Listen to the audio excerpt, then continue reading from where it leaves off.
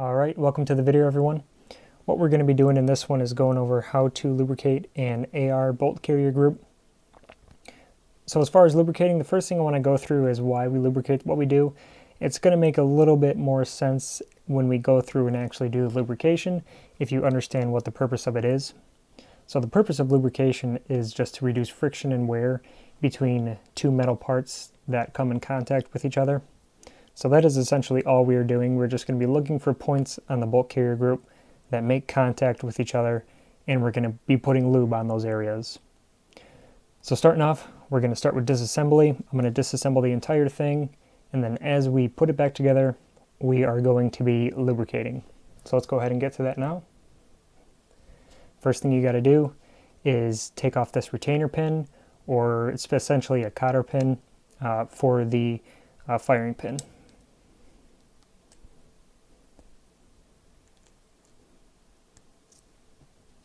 Now that that's out, you can drop your firing pin out the back, push in your bolt, rotate your cam pin, pull that out. Might need to smack it out. Pull out your bolt. And then you could stop here, but if you want to clean your extractor as well, we'll clean that. Take your firing pin, or any pin. A lot of people just use your firing pin because it's convenient, but if you have like a punch that you would rather use, if you don't want to damage your firing pin, you can go ahead and use that. But I'm just going to push out this pin here, which holds your ejector in place. We're going to try to pull that out. If not, grab a pair of pliers and just pull that. There's your extractor.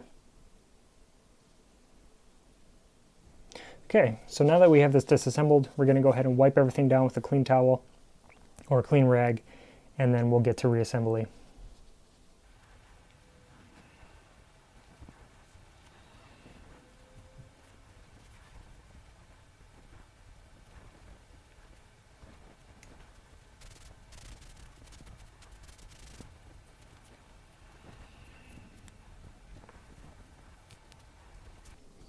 Alright, so now that we have everything wiped off, what we're going to do is start reassembling the bolt carrier group, and then we will be lubricating our points as we go along.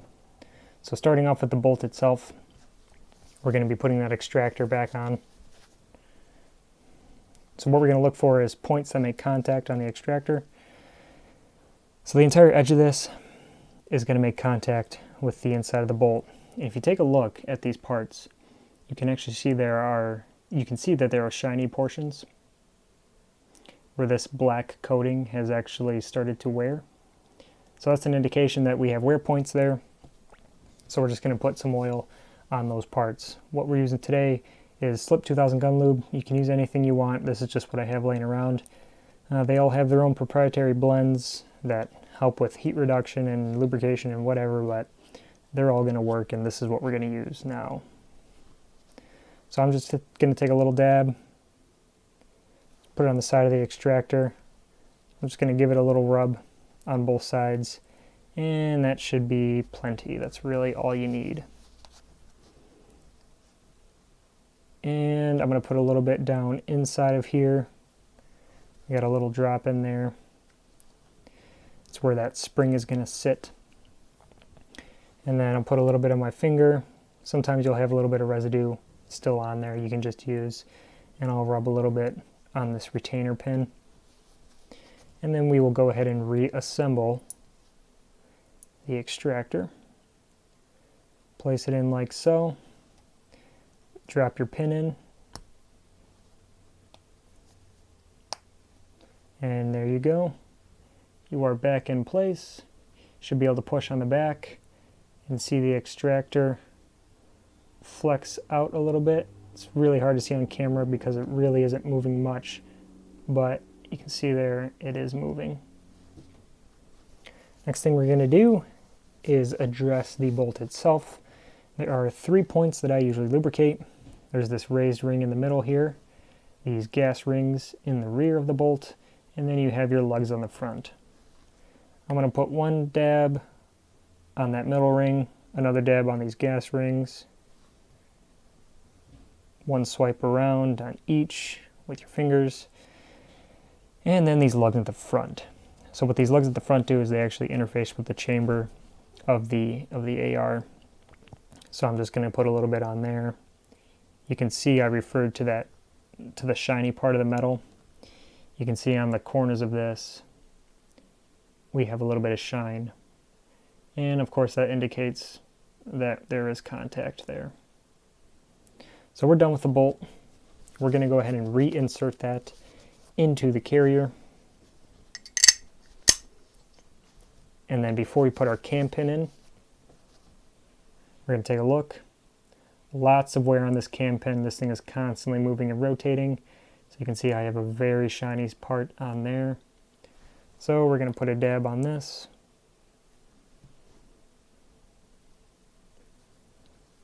Rotate that around with our fingers. And then we're going to reinstall it. So for reinstallation, you want to make sure that your extractor is pointed toward the outside of the carrier. So once you have that pointed toward the outside, you can see that little hole in there. That's where your cam pin is going to go. Put it in the orientation so that the long portion of the cam pin is parallel with the gas key. Might need to pull this forward a little bit to get that hole perfectly lined up. Drop it in. Go ahead and pull your bolt forward and rotate the cam pin 90 degrees to how you installed it, like this. And then we can go ahead and put our firing pin in place. I'm just going to put a dab on the firing pin because this rides inside of the carrier and inside of the bolt. So there's going to be some wear there. And we're just going to drop this in from the bottom. Should just fall all the way in just like that. All right. So now we can go ahead and put our cotter pin, retainer pin back in. Just going to go into the side here. I think I need a new retainer pin. Mine's a little bit loose and a little bit tough to get in there, but we got it in. So now that we've finished all that, we're going to address the carrier itself. So there's going to be two main parts that we're going to be lubricating: these rails on all the corners of the carrier, and then the bottom of the carrier where the hammer makes contact. So if you take a look here, of course, like I was saying, we have a little bit of wear on the bottom here. We have some shiny parts, and then a little bit of wear on these rails where this actually rides inside of the upper receiver. There's absolutely no contact on this back half of the carrier. There is some contact with the buffer on the back here, but I usually don't worry about that. So what we're going to do is just tilt our carrier and put one drop at the top of each of these rails, and just let that oil run down, and then swipe down all those rails, and same thing with the bottom. Put a couple drops there, and then just swipe down, and you are good. So from here, what you can do is wipe off some of that excess oil. So you can see on the front here, we do have a lot of excess there. That's a little bit too much.